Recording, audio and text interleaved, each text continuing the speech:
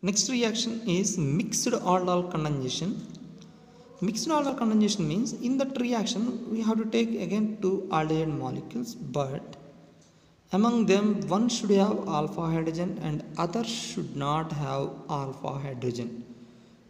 One should have alpha hydrogen but other should not have alpha hydrogen. See, this is the molecule. In this molecule, this is the aldehyde molecule. In this molecule alpha hydrogen is there, but in this molecule aldehyde is there but there is no alpha hydrogen. Then those two molecules undergo mixed aldol condensation. Here we get only one product. In case of crossed aldol condensation, we have to take different aldehyde molecules. There we get four products. In case of aldol condensation, we have to take two same aldehyde molecules having alpha hydrogens. There also we get only one product. See, now we will discuss the product of this one. What is the shortcut of this one? See, we have taken these two products, CH3CHO plus HCHO. In first structure we have to write aldehyde structure. In second compound we have to write alpha hydrogen separately. Among these two, in which case alpha hydrogen is there? In this case alpha hydrogen is there, so this will be second, this will be first. So HC double bond OH plus, in this case you have to write alpha hydrogen separately, CH2 CH2. If you write like this, then you will get clear idea about the product. Now what happened? This alpha hydrogen is directly going to attack at oxygen and this carbon is going to attack at this carbon. Then what is the product? CH, both hydrogens present on this carbon. So what is the product? CH2 OH. To this carbon this part will come, so CH2 CHO. When this compound undergoes heating, what happen? Water will be eliminated from alpha and beta position. This is alpha, this is beta. This OH and this H will be eliminated. Then we get CH2 double bond CH single bond CHO. This is the product we get in mixed aldol condensation. See,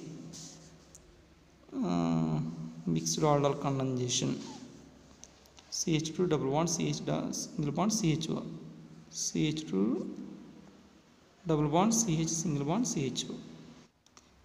So that is the way to solve these type of reactions. In aldol condensation, we have to take two same aldehyde molecules having alpha hydrogens. In mixed aldol condensation, we have to take two aldehyde molecules, but one should have alpha hydrogen and other should not have alpha hydrogen. In crossed aldol condensation, we have to take two different aldehyde molecules. Among them, one should have alpha hydrogen and other should not. Among them, both should have alpha hydrogens. But we get four products in case of crossed aldol condensation. Don't get any confusion regarding these three reactions. These three reactions are very, very important reactions. Next reaction is Cannizzaro reaction. This is also important named reaction. Cannizzaro reaction means this is the opposite of aldol condensation. Here also we have to take two aldehyde molecules, but both should not have alpha hydrogen. We should take two same molecules, but both should not have alpha hydrogens. But this reaction takes place in the presence of concentrated NaOH. There we have to take dilute NaOH. In this case we have to take concentrated NaOH. Then what happened? One aldehyde molecule converted into alcohol. One aldehyde molecule converted into alcohol and another aldehyde molecule converted into salt of acid. Salt of acid. HCOONA. That means this part also involves in this reaction. What is the Cannizzaro reaction? We should take two same aldehyde molecules not having alpha hydrogens. If an aldehyde having alpha hydrogens, it undergoes aldol condensation. But if an aldehyde not having alpha hydrogen, it undergoes Cannizzaro reaction. See this example. In this example also, this is the aldehyde molecule. This aldehyde molecule present on benzene ring. C6H5 nothing but benzene ring. In that benzene ring, that means the carbon which is attached to carbon of benzene ring has no hydrogen. I will show that one here. See, C6He5CHO. We can write this compound like this. See, this is the carbon. This carbon not having hydrogen. That means this is not having alpha hydrogen. So this also can undergo Cannizzaro reaction. So what happened? We have to take two same aldehyde molecules not having alpha hydrogen. Then what happened? One molecule converted into alcohol and another molecule converted into salt of acid. If C6H5COOH is there, that is benzoic acid. But here C6H5COONA is there. That is what? Salt of acid. Its name is what? Sodium benzoate. Its name is what? Benzyl alcohol. That is about Cannizzaro reaction. And the last one in this reaction, this topic is haloform reaction. In this reaction, what happens when aldehyde reacts with halogen? When aldehyde reacts with halogen in the presence of NaOH, then we get haloform. CHX is nothing but haloform along with CH3COONA 3Na plus 2H2O. Suppose when it reacts with iodine, then we get iodoform. When this compound reacts with bromine, then we get bromoform. When this compound reacts with fluorine, then we get fluoroform. So this is the general reaction of haloform reaction. Here one more important point is there. That is, to undergo haloform reaction,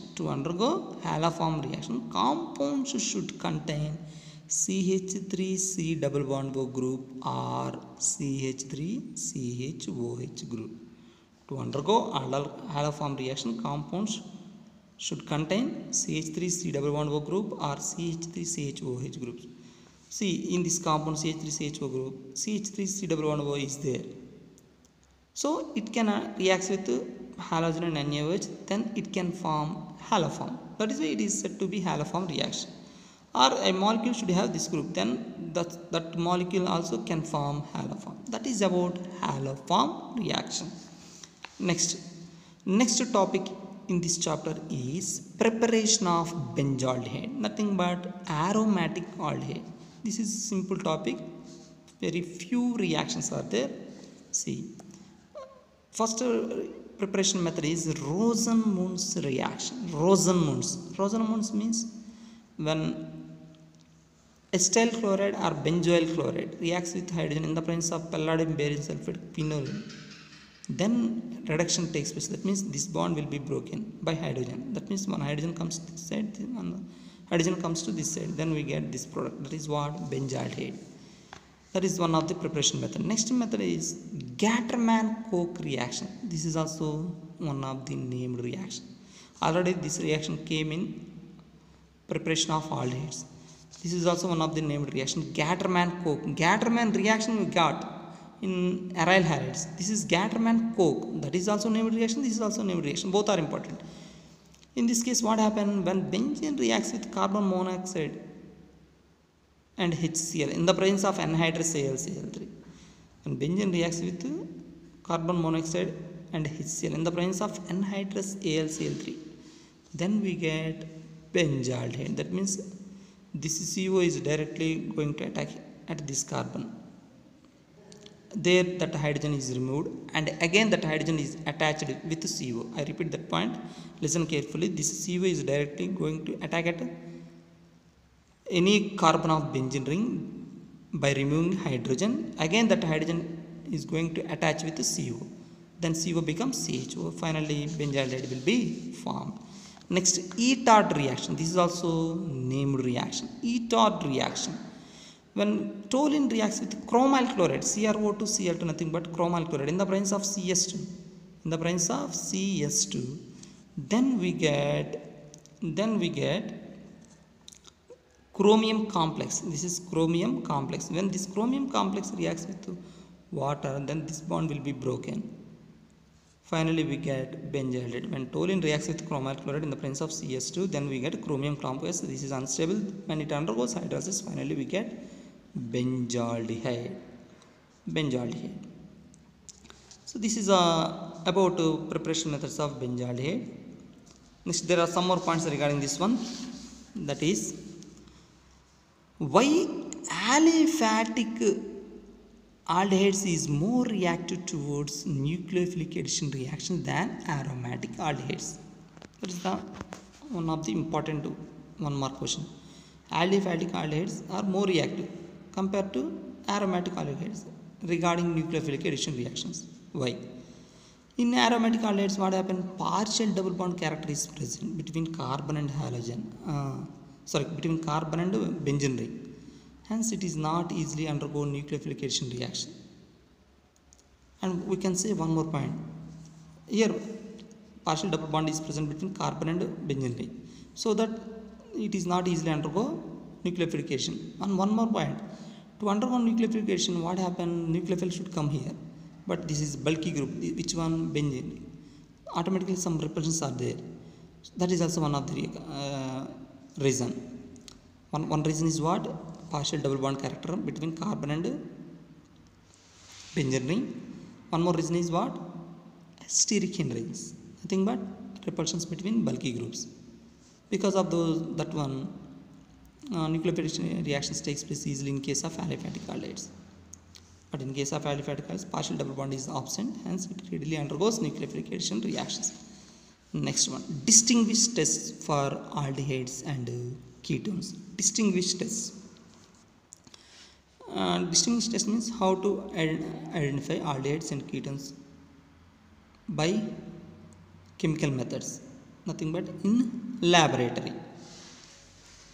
First chemical method is what? Tollens reagent. What is Tollens reagent? Ammonical silver nitrate solution is called Tollens reagent. When a given organic compound is taken in a test tube, to that Tollens reagent is added and heated in water bath. If silver mirror is formed around the walls of the test tube, then that indicates the presence of aldehyde. I repeat that point, listen carefully. When Tollens reagent is added to given organic compound in a test tube and heated in water bath, if we get a silver mirror around the walls of the test tube, then it indicates the presence of aldehyde in the given organic compound. Otherwise, it is ketone. That's it. Next test is what? Fehling's reagent. Fehling's reagent, two reagents are there. They are Fehling A and Fehling B. When we combine these two reagents, then it will be called Fehling's reagent. Fehling A is what? Aqueous copper sulfate solution. Then what about Fehling B? Sodium potassium tartrate is called Fehling B. Aqueous copper sulfate is called Fehling A. Sodium potassium tartrate is called Fehling B. A given organic compound is treated with Fehling's reagent. If red precipitate is formed, that indicates the presence of aldehyde. Otherwise, it is ketone. Like in above case. Here, if silver mirror is formed, that is aldehyde. Otherwise, ketone. Here, if red precipitate is formed, that is aldehyde. Otherwise, it is ketone. Next note. Here, important point is there.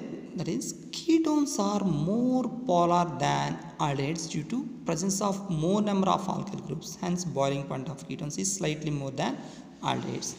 See, this is aldehyde. This is ketone. Here two bulky groups are present. Here only one bulky group is present. Here both are alkyl groups. Here one alkyl group. These are electron donating group. When electron donating groups are present, what happens? They donate electrons to this carbon. Then polarity increases. That means charges increases. In this case also polarity is there, but compared to here polarity is less. So what is the point here? In ketones having more alkyl groups, so that they are more polar compared to aldehydes. If they are more polar, then they exhibit more boiling point, because if polarity is more, automatically attractions will be more between one ketone and same molecule of another ketone. Then automatically they get more boiling point. So what is the point? Ketones are having more boiling point than aldehydes due to more number of alkyl groups. So this is all about aldehydes and ketones. In next video we will discuss about carboxylic acids. Thank you.